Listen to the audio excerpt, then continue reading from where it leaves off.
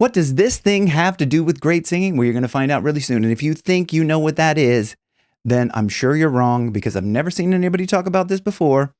So this is something, and I'm kind of like going, well, should I share this? I don't know. Is it weird or is it whatever?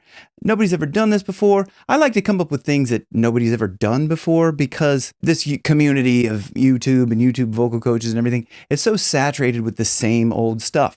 And this thing goes against the grain of the same old stuff. And in fact, this thing that's in here was kind of something that contributed to my trouble with advancement. When I was trying to recover my voice, many of you know, I've almost died a couple of times. And in that almost dying, I've had like really bad troubles with my voice because of those two different things.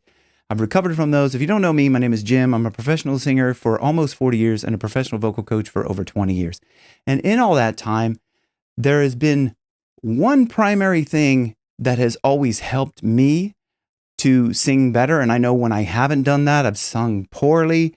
And this is something that a lot of people struggle with. My own private students and in a group that I run struggle with this. And it's very common because when we think about singing, we think about pushing this force of air and there's all this kind of, it's like this sort of forward movement. And people even talk about this forward placement. So it gets you to think of like doing things like or like or these kind of forceful movements of expiration of air.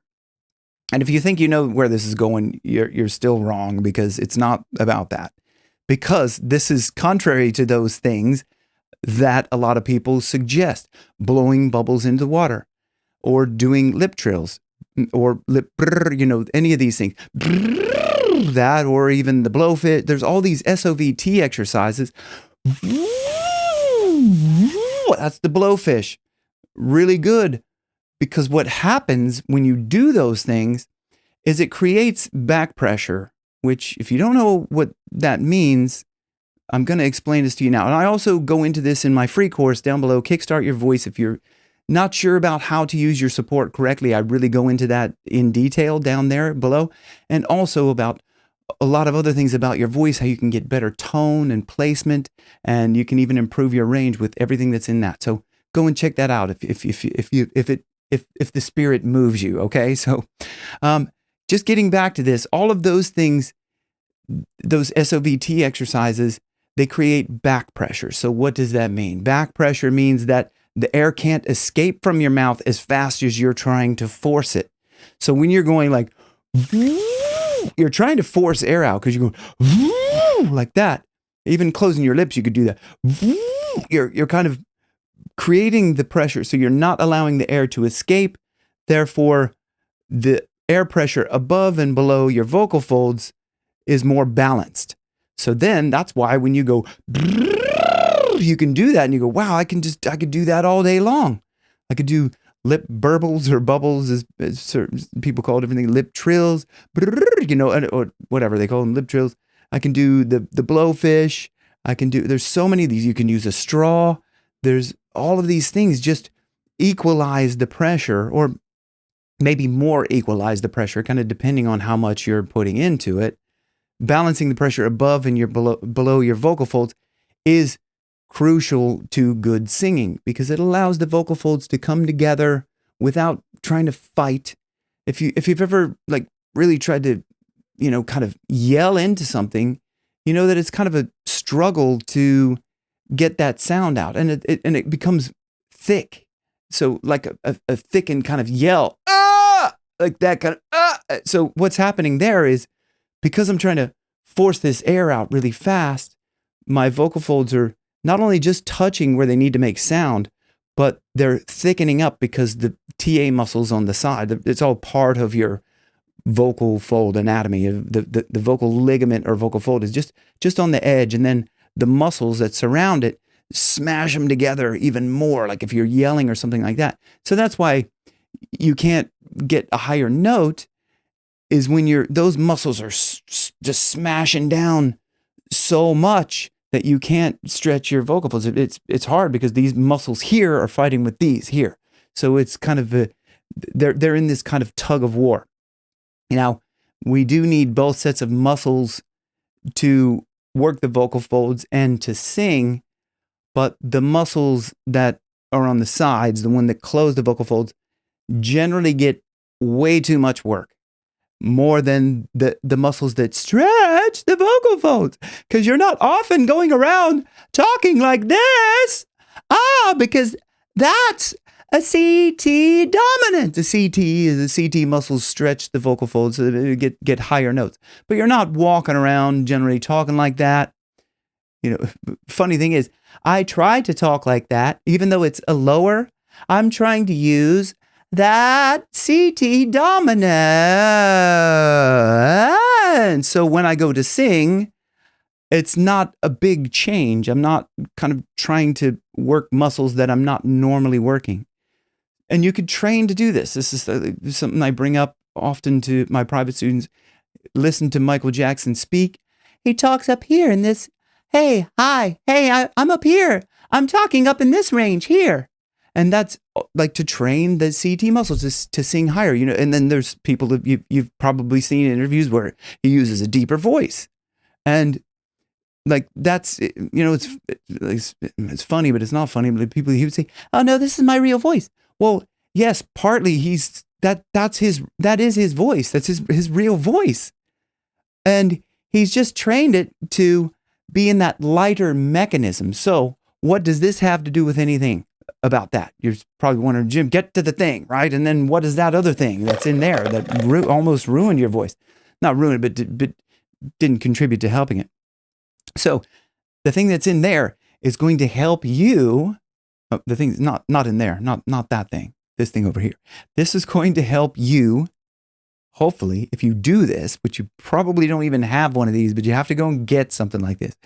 And this is going to help you not blow a ton of air. It's going to help you feel kind of the way that it should feel when you're singing, which is a way of just the least amount of air is required to touch the vocal folds together, just a tiny amount of air to get them to vibrate.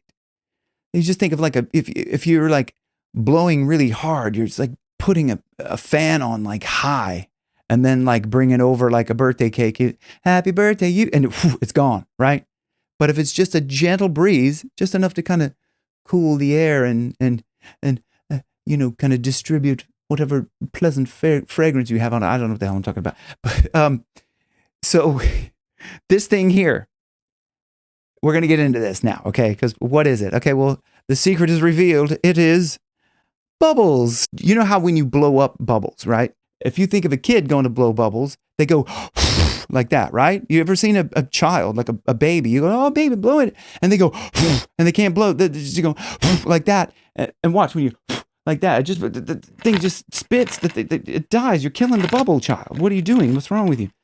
If you think of how to actually blow a bubble, and you just take it like very gently, just like you're trying to blow one up, right? Not like what I'm doing here.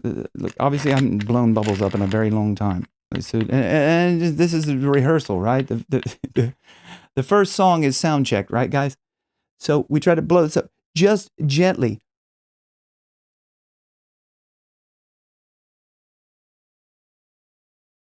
Okay, that's the amount of air. That's not even as much air. Wow, look at that. Oh. So it's just the gentle, this little, you probably can't hear that, but think of it. If you think of the way to blow up bubbles, if you don't have any there, you just, so if I'm singing when I'm doing that, right, that's the important thing.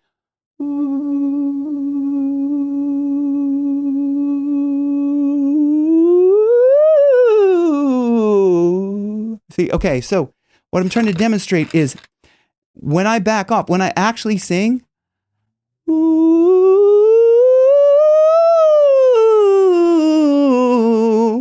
I'm not blowing any bubble.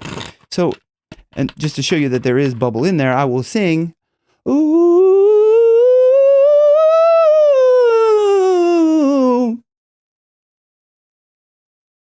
You're even using less to sing. And I know you might go, okay, so that is quite light. I'm singing quite light.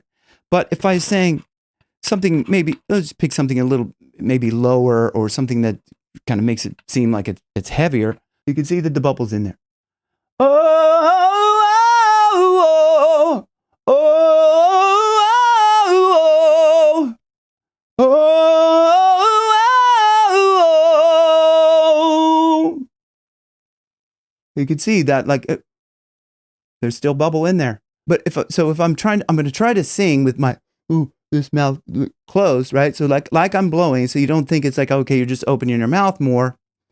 So if I'm going to sing, so get more bubbles in there. I'm going to try to sing like this, okay, with my mouth closed. Okay, so you can see bubbles in there. Oh, oh, oh, oh.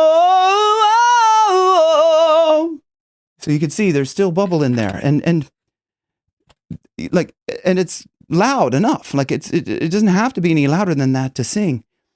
In fact, like the less air that you use, you'll see that the voice resonates more because the vocal folds can come together just at the lightest edge.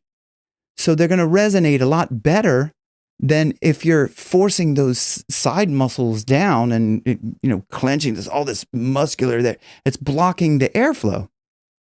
So,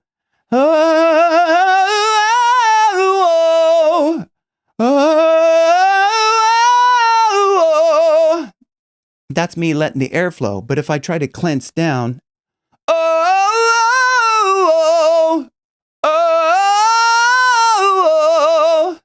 so you can see there's a little bit of, like it's still coming through.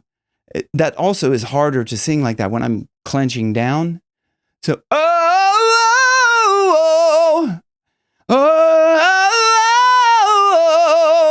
there's more resonance if I'm open.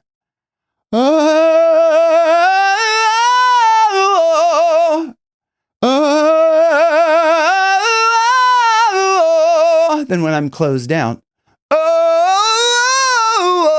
It's also a lot harder to sing like that if you're clenching down those muscles. So get yourself some bubbles. Like it's not gonna break the bank, right? To get them. Don't get yourself one of those things. And I'll tell you about that maybe in a future video, but go on and play with the bubbles, have fun, blow some bubbles, and then don't blow some bubbles. Sing well with no bubbles. Thanks for watching Rock Your Best Vocals, where your best keeps getting better. See you on the next one. Cheers.